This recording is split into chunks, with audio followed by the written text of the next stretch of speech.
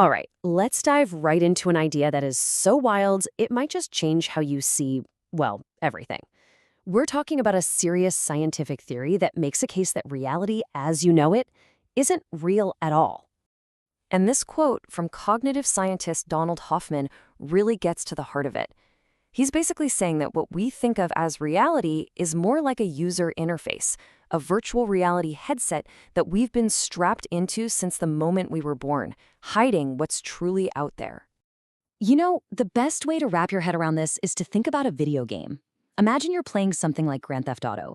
The city, the cars, the sky, it all looks real, but it's just pixels on a screen. Space-time is that game world. But here's the kicker. Just like a game, there's a programmer and a supercomputer running the whole show, existing completely outside of that world. Okay, I know what you're probably thinking. This just sounds wrong, right? I mean, wouldn't evolution have given us senses that see things as they really are? Wouldn't seeing the truth give us an advantage? Well, the answer is not what you'd expect. Because the key to this whole thing, according to Hoffman, isn't about seeing truth. It's about winning the game. The really brutal game of Darwinian survival. And it turns out, truth might actually get in the way. So let's get crystal clear on what fitness means in evolution. It has absolutely nothing to do with being philosophically enlightened or seeing reality accurately. It has one job and one job only: keeping you alive long enough to have kids and pass on your genes. That's it. End of story.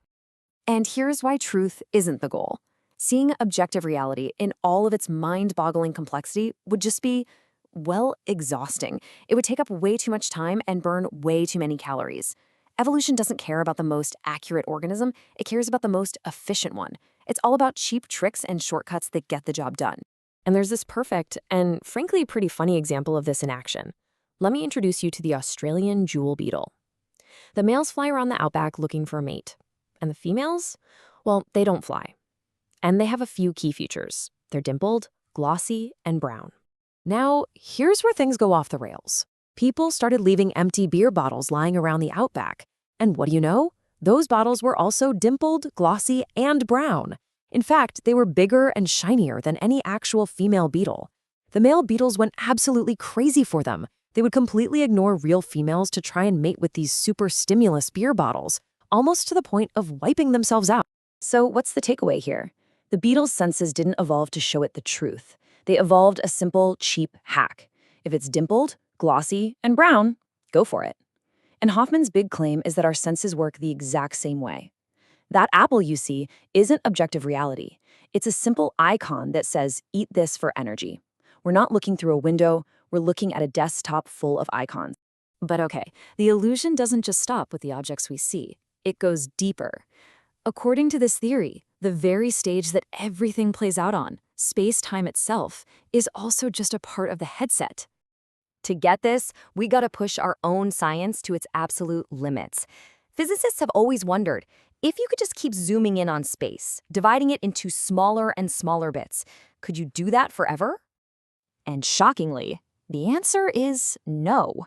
You eventually hit a wall. It's called the Planck length, and it's a number so ridiculously small it's basically impossible to even picture. At that scale, our best theories of physics, quantum mechanics, and relativity, they just break.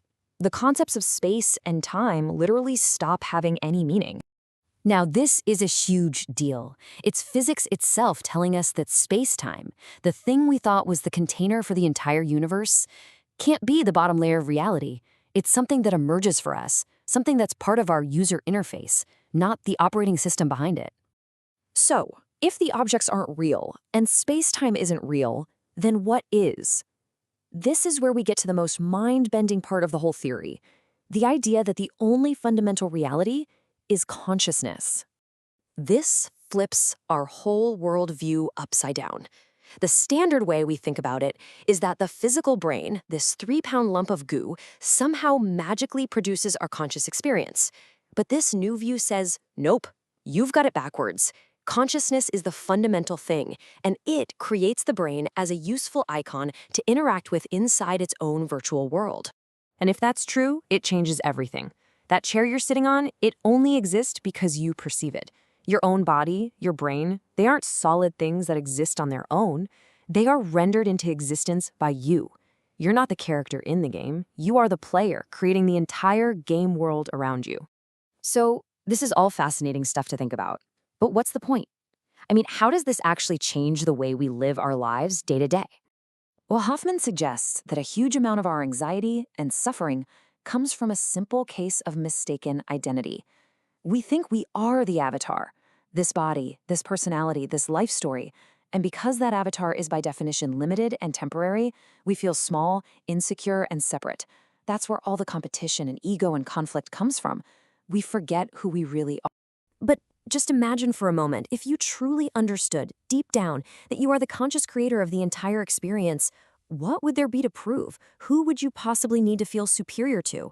The whole stressful game of comparison and competition would just melt away. And this quote just ties it all together beautifully. It gives a whole new meaning to empathy.